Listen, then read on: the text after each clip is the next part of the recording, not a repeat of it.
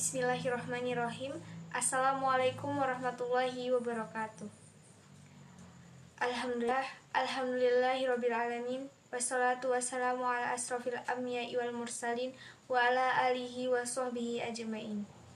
Pertama-tama, marilah kita panjatkan puji dan syukur kita kehadirat Allah Subhanahu wa Ta'ala, yang mana pada kesempatan hari ini kita diberikan rahmatnya sehingga kita dapat melanjutkan perkuliahan online pada hari ini.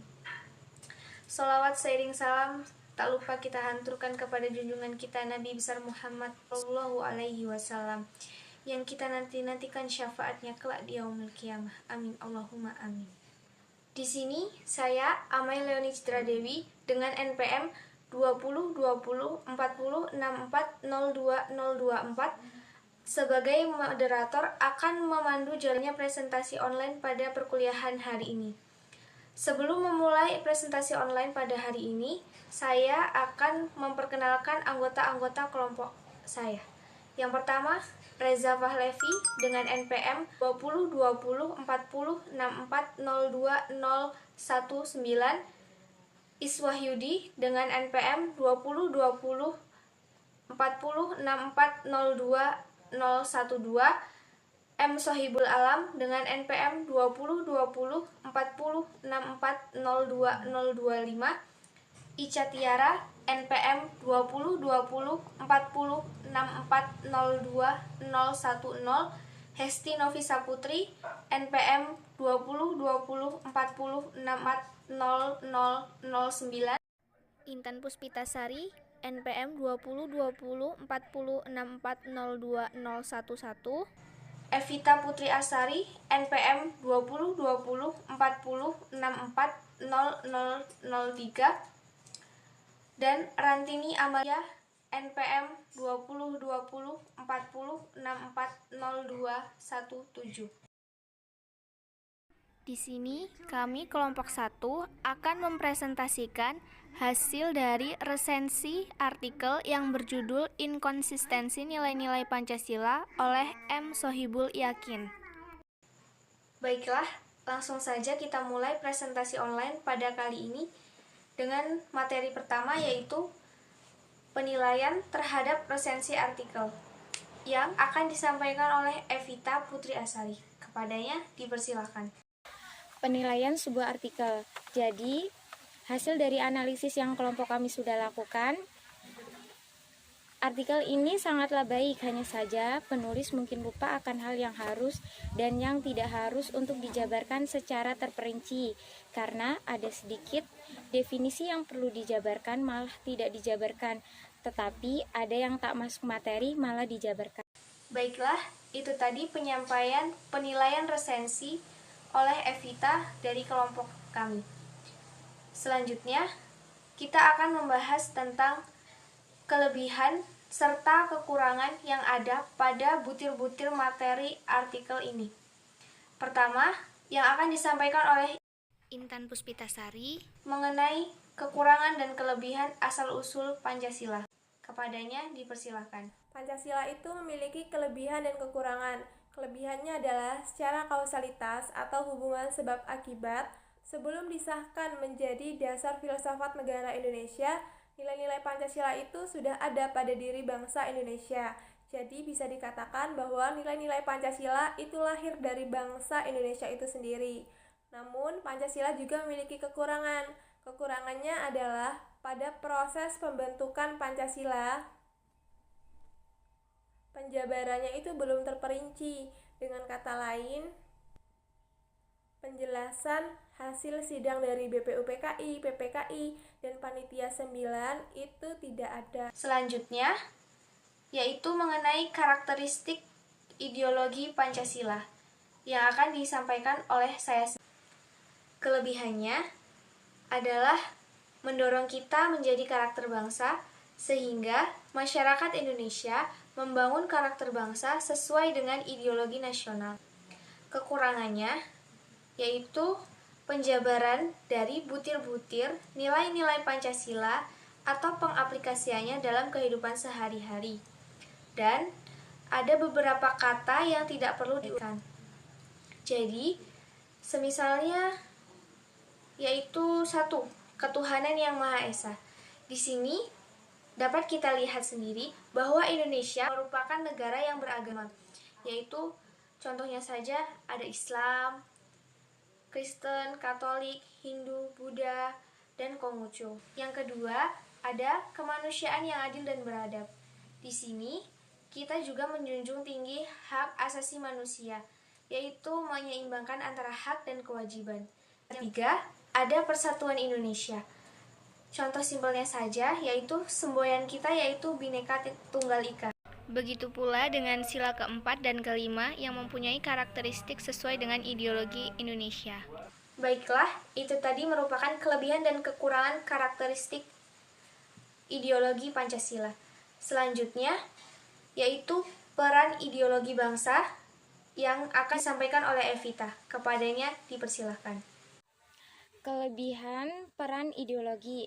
Nah, yang pertama terdapat penjelasan mengenai awal mulanya ideologi muncul, yaitu ditandai sejak berakhirnya perang dingin, persaingan ideologi blok barat dan blok timur, bubarnya negara Uni Soviet dan runtuhnya tembok Berlin, mengakhiri periode bipolar dan masuk periode multipolar.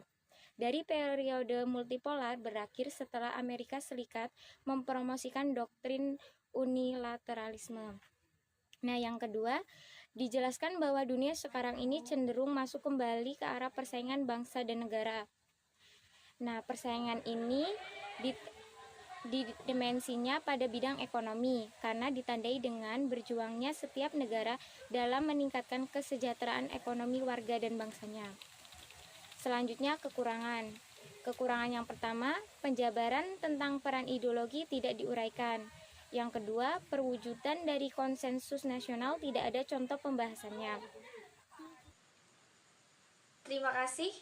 Itu merupakan kelebihan dan kekurangan isi artikel dari peran ideologi. Selanjutnya yaitu eksistensi nilai-nilai Pancasila di tengah dunia yang akan disampaikan oleh Reza. Kepadanya dipersilakan. Di sini saya Raja Falevi akan melanjutkan materi tentang kelebihan dan kekurangan dari eksistensi Pancasila di tengah dunia atau secara pandangan global. Dari analisis saya dari poin keempat, jadi mempunyai kesimpulan dua, yaitu kelebihan dan kekurangan. Kelebihan dari materi ini yang saya analisis, yang pertama analisis saya itu menjelaskan bahwa kekurangan dari eksistensi Pancasila yang dijelaskan oleh Muhammad Yakin ini mempunyai kekurangan karena tidak memiliki secara tidak lengkap, penjelasannya tidak lengkap. Mengapa tidak lengkap? Karena di dalam materi ini tidak dijelaskan tentang bagaimana dunia ini mempunyai beberapa ideologi. Nah, di Indonesia sendiri mempunyai ideologi Pancasila yang berperan penting dalam era global seperti ini. Yang kedua mempunyai kekurangan.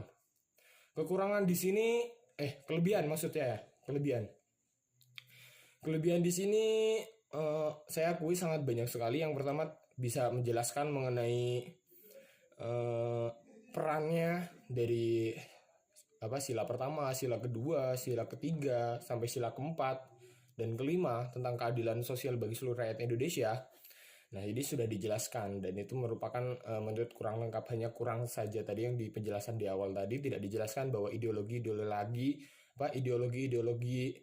lagi di dunia selain dari ideologi Pancasila ini atau dari ideologi Indonesia. Maka dari itu nanti saya akan simpulkan kesimpulan materi. Terima kasih. Itu merupakan penjabaran mengenai kelebihan dan kekurangan dari eksistensi nilai-nilai Pancasila di tengah dunia. Selanjutnya yaitu kesadaran berbangsa yang akan disampaikan oleh Alam. Kepadanya dipersilakan. Setelah kami analisis pada subbab kesadaran berbangsa, terdapat kelebihan yaitu menyadarkan kita tentang pentingnya kesadaran berbangsa dan bernegara, menyadarkan kita tentang pentingnya Pancasila sebagai ideologi, dan mendapatkan informasi tambahan. Terdapat kekurangan antara lain yaitu bahasa yang digunakan terlalu tinggi sehingga sulit dimengerti, terdapat kata atau istilah yang sulit dipahami sebagai orang awam. Ya, itulah merupakan kekurangan dan kelebihan mengenai isi artikel yang kami resensi. Selanjutnya, kami akan menyampaikan mengenai kesimpulan dari resensi artikel tersebut. Kesimpulan mengenai resensi artikel ini akan disampaikan oleh Evita. Kepadanya dipersilahkan. Kesimpulan resensi artikel, inkonsistensi sendiri berarti ketidaktaatan atau ketidaksesuaian nilai-nilai dalam Pancasila. Nah, yang selanjutnya ideologi. Mengapa ideologi masuk ke dalam pembahasan inkonsistensi nilai-nilai Pancasila? Karena ideologi itu merupakan dasar yang digunakan suatu bangsa untuk mengatur dasar hukum. Nah, dasar hukum yang Indonesia gunakan adalah Pancasila. Ideologi ini tidak sekedar gagasan, melainkan gagasan yang dianut dan diikuti sekelompok besar manusia atau bangsa, sehingga ideologi bersifat menggerakkan manusia untuk merealisasikan gagasan tersebut. Baiklah, itu merupakan kesimpulan dari resensi artikel ini. Selanjutnya, dari kesimpulan itu dapat kita jabarkan butir-butir dalam materi dalam artikel ini. Yang pertama yaitu asal-usul Pancasila, yang akan disampaikan atau diuraikan oleh Iswahyudi. Kepadanya dipersilakan. Asal-usul Pancasila. Awal mula kata ini terbentuk adalah Sidang Badan Usaha Persiapan Kemerdekaan Indonesia (BPUPKI) yang berlangsung pada tanggal 29 Mei sampai 1 Juni 1945. Bung Karno memberikan nama dari 5 prinsip dasar negara tersebut adalah Pancadrama. Tetapi menurut beliau itu tidak tepat. Lalu setelah dibantu oleh temannya yang merupakan ahli bahasa, muncullah nama Pancasila. Sila berarti asas atau dasar, dan di atas 5 dasar itu kita mendirikan negara Indonesia. Makna Pancasila sebagai dasar negara adalah sebagai pedoman bagi masyarakat dan seluruh bangsa Indonesia dalam kehidupan berbangsa dan bernegara. Pancasila juga merupakan sebuah landasan jika ada hambatan dan gangguan yang mendasarkan negara Indonesia agar tetap kokoh berdiri dan menghadap berbagai persoalan. Pancasila sebagai dasar filsafat serta ideologi bangsa dan negara Indonesia. Terbentuknya Pancasila menjadi filsafat memulai nilai-nilai uang berdasarkan dari Indonesia itu sendiri. Nilainya berupa nilai istiadat, kebudayaan, dan nilai religius. Dalam proses pembentukan Pancasila melalui musyawarah mufakat berdasarkan formal dan luhur Indonesia, dengan melalui pembentukan Panitia 9, BPUPKI, dan PPKI. Dari Panitia 9 menghasilkan suatu Piagam Jakarta. Terima kasih. Kemudian, yang kedua yaitu karakteristik ideologi Pancasila yang akan disampaikan oleh Ica Tiara. Kepadanya dipersilakan. Jadi kesimpulan dari karakteristik ideologi Pancasila. Karakteristik adalah ciri-ciri atau karakter. Ideologi, gagasan, ide-ide yang bersifat dinamis. Pancasila, pilar ideologi. Jadi, ciri-ciri atau karakter yang dimiliki Pancasila sebagai ideologi negara. Suatu ideologi yang bersifat reformatif dan terbuka, yang mampu menyelesaikan perkembangan zaman, iptek serta aspirasi masyarakat, yang memiliki nilai-nilai yang terkandung dalam ideologi Pancasila berupa nilai dasar, nilai instrumental, dan nilai praksis.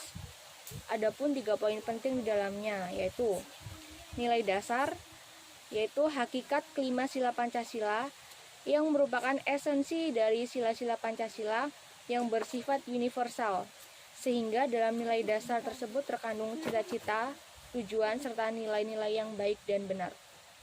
Nilai instrumental yang merupakan arahan, kebijakan, strategi, sasaran, serta lembaga pelaksanaannya. Nilai praksis merupakan realisasi nilai-nilai instrumental dalam suatu realisasi pengalaman yang bersifat nyata dalam kehidupan sehari-hari dalam masyarakat.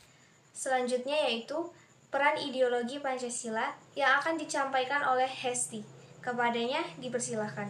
Jadi, kesimpulan dari peran ideologi Pancasila yaitu ideologi merupakan suatu gagasan, ide, dan pandangan terhadap suatu objek. Pancasila merupakan fondasi bagi bangsa Indonesia. Peran Pancasila yang paling sangat menonjol sejak Indonesia merdeka adalah dalam mempersatukan rakyat Indonesia menjadi bangsa yang memiliki kepribadian serta percaya pada diri sendiri. Bangsa Indonesia membutuhkan pembentukan dan pembangunan suatu watak sebagai karakter bangsa. Baiklah, itu tadi merupakan penjabaran tentang peran ideologi Pancasila. Selanjutnya, ada eksistensi nilai-nilai Pancasila di tengah dunia yang akan disampaikan oleh Reza. Kepadanya dipersilahkan. Di sini saya akan menjelaskan mengenai kesimpulan dari eksistensi Pancasila. Eksistensi di sini saya menjabarkan sebagai tujuan atau pandangan dari seseorang mengenai Pancasila. Yang kedua, ideologi. Ideologi itu adalah sebagai dasar. Yang kita tahu ideologi kita adalah ideologi Pancasila. Dan di dunia ada beberapa ideologi. Yang pertama adalah ideologi komunis. Yang kedua adalah ideologi liberal. Yang dimana ideologi Pancasila ini atau ideologi kita langsung tidak saja, berpengaruh atau yaitu tidak yang kelima, memiliki sangkut pautnya dengan ideologi lain selain Pancasila seperti komunis dan sebagainya. Di sini juga saya akan menjelaskan mengenai poin-poin Pancasila dari 1 sampai 5. Itu semua akan saya jelaskan. Oke, penjelasannya. Yang pertama, dari Pancasila sendiri, ideologi Pancasila itu berpengaruh kompleks banget untuk Indonesia, untuk global. Karena apa? Karena ideologi Pancasila itu tidak sama sekali memiliki kesamaan. Maksud saya tidak memiliki kesamaan dari arti kepemimpinan atau kepemerintahan. Jadi ideologi ini bersifat netral. Karena apa? Di sini saya akan membandingkan. Yang pertama mengapa? Karena ideologi Pancasila itu mengedepankan ketuhanan, berbeda dengan komunis. Nah, kita tahu sendiri ideologi Indonesia ini memiliki beberapa agama di negara kita seperti Islam, Kristen, Konghucu, Buddha, Katolik, dan lain-lain. Berbeda juga dengan liberal yang mengedepankan namanya presiden. Kita masih mempunyai wakil rakyat seperti DPR yang tak tahu sebenarnya wakil rakyat itu yang bagaimana. Lalu pada sila kedua, yaitu kemanusiaan yang adil dan beradab, sangat berbeda atau bertolak belakang sekali dengan ideologi liberal. Karena apa? Karena di ideologi liberal itu mementingkan yang namanya kepemimpinan saja. Seperti itu. Yang ketiga, persatuan Indonesia. Nah, mungkin di sini akan ada sama. Karena apa? Seluruh dunia akan mengedepankan yang namanya persatuan. Nah, Indonesia sendiri mempunyai persatuan yang dalam arti kata semboyannya Bhinneka Tunggal Ika yang mengedepankan tentang kesamaan atau persatuan. Yang keempat adalah kerakyatan yang dipimpin oleh hikmat kebijaksanaan dalam permusyawaratan perwakilan. Nah, di sini yang sebenarnya masih jadi titik tumpu dari permasalahan yang ada di Indonesia. Karena apa? Nah, di sini juga banyak sekali yang namanya wakil rakyat yang tidak sama sekali mementingkan rakyat. Di sini yang perlu dibenahi, yang harus dibenahi oleh para wakil rakyat. Seharusnya seperti komunis wakil rakyatnya sih, harusnya. Tapi tetap mengedepankan Tuhan. Itu mungkin saya akan menjadi sebuah hal yang sangat baik jika komunis bisa memiliki Tuhan. Yang terakhir adalah keadilan sosial bagi seluruh rakyat Indonesia. Ya, keadilan adalah hal yang sangat penting. Karena apa? Di seluruh dunia ini harus ada keadilan. Karena apa? Karena jika tidak adil maka akan bertolak belakang. Itu akan menghancurkan atau menjadi sebuah konstitusi yang sangat-sangat tidak baik. Dan itu adalah pemicu konflik yang terbaik. Baiklah, itu tadi merupakan eksistensi nilai-nilai Pancasila dalam dunia atau di tengah dunia. Selanjutnya, yang terakhir ada kesadaran berbangsa yang akan disampaikan oleh Rantini. Kepadanya dipersilakan. Selanjutnya yaitu kesimpulan kesadaran berbangsa.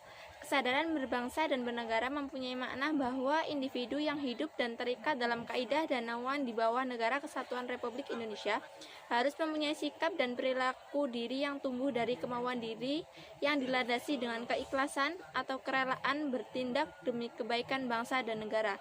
Berbagai masalah yang berkaitan dengan kesadaran berbangsa dan bernegara sebaiknya mendapatkan perhatian dan tanggung jawab kita semua, sehingga amanat pada Undang-Undang 1945 untuk menjaga dan memelihara Negara Kesatuan Republik Indonesia serta kesejahteraan rakyat dapat diwujudkan. Baiklah, itu merupakan kesimpulan dari isi resensi artikel yang kami kerjakan. Dan syukur alhamdulillah, materi kali ini telah selesai dan tersampaikan. Apabila ada pertanyaan, silakan isi di kolom komentar dan akan kami jawab melalui video kami selanjutnya. Sekian presentasi ini kami bawakan. Apabila ada kesalahan dalam kata, penulisan, serta perkataan, kami mohon maaf dan kepada Allah kami mohon ampun. Terima kasih. Kami kelompok 1 mengucapkan wassalamualaikum warahmatullahi wabarakatuh.